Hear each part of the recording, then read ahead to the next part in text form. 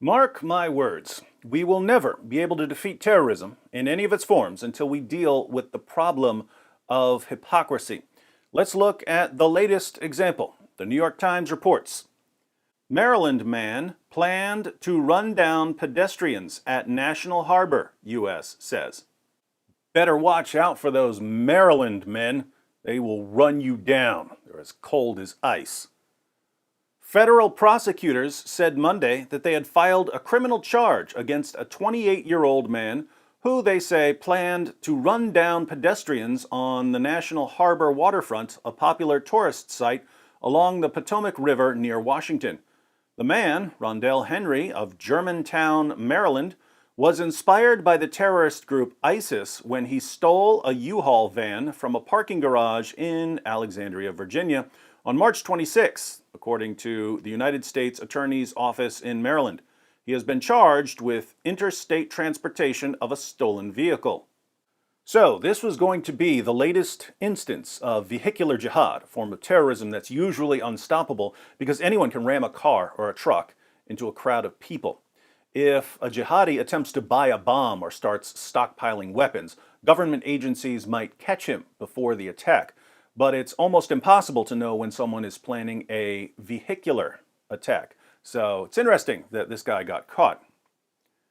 Prosecutors say Mr. Henry, a computer engineer, drove the van early on March 27th to Dulles International Airport, where he got out and tried, unsuccessfully, for more than 2 hours to find a way through security. Mr. Henry then got back in the U-Haul and drove to the National Harbor in Maryland, arriving around 10 a.m., they said. According to prosecutors, Mr. Henry walked around looking for an ideal spot to mimic a 2016 Bastille Day attack in Nice, France, in which a truck barreled through a crowd of spectators, killing more than 80 people. Rondell Henry is a 28-year-old computer engineer from Germantown, Maryland. This means that he's fairly well educated. And yet he concluded that what his God really wants him to do in life is not work as a computer engineer, but slaughter unbelievers. And he took the 2016 Bastille Day vehicular attack in France as the model for his attack. Because the crowds at the National Harbor waterfront on March 27th, a Wednesday, were thin, he delayed his plans, prosecutors said. He broke into a boat and hid there overnight, according to court documents.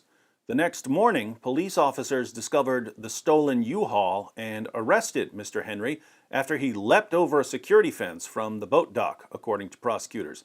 The authorities first identified Mr. Henry through registration records left in his BMW, which was parked in Alexandria, near where the U-Haul was stolen, they said. This guy had a BMW. I read a few articles about this story. Henry didn't steal a U-Haul truck from the rental agency. He stole it from someone else who had rented it. That person saw where he parked his BMW and told police. Police eventually spotted the stolen U-Haul, and by that time, they knew who they were looking for. We're very lucky that this man, although well-educated, is actually pretty stupid. Anyone can rent a U-Haul truck, and no one's going to be looking for a rented U-Haul truck. This moron decided to steal one instead of filling out a rental agreement, and that's why he got caught before he could kill countless people. Mr. Henry did not have an escape plan, as he did not plan to survive the attack, prosecutors said. I was just going to keep driving and driving and driving, he is quoted as saying in a motion for detention filed on Monday by federal prosecutors.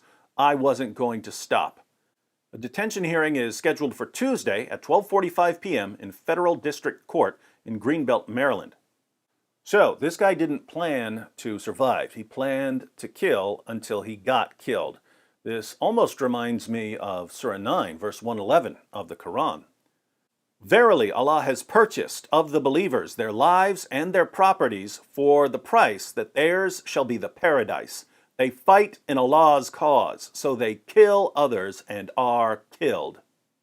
The believers don't spend their lives building computers, they kill until they get killed.